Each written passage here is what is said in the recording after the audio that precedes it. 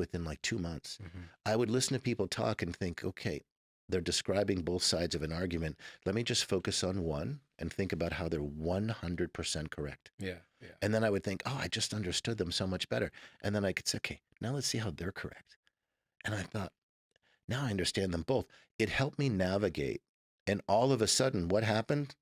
Inclusivity Yeah. happened because I said, I actually think there's a meeting of the minds here on these 2 points. And they'll say, well, that is what I want, even though it didn't sound like it. Yeah. Yeah. So that diversity and inclusion is an intended consequence of everyone is right. If I understand how you're 100% correct, and I don't mean in your opinion, I mean, how would I buy 100% into what you're saying? And then we can evolve from there. Yeah. Yeah. But if you're wrong and I'm right, we're done. We're done. Yeah. It's Yeah. done. Yeah. It's so easy to say you're wrong and I'm right. Because your limbic system wants to close the loop and say, now I'm certain, now I know. Yeah. And we talked about this. Yeah. There's no such thing as knowing. Yeah. And That's there's no progress, right? Yeah. We're not going Evolution. Yeah. Evolution. Exactly. In training, and you may have heard it, we use the expression, improve your position. Improve. Yep. There's nothing wrong with it. Yeah. We're here. Our lives are working. Yeah.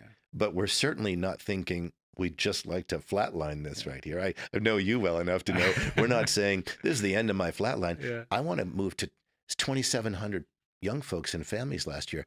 I want to move to 10,000 and 10 million because I'm using social media. Mm-hmm. I avoided cameras like the plague. But then I realized I can't help people unless I sit here. Yeah.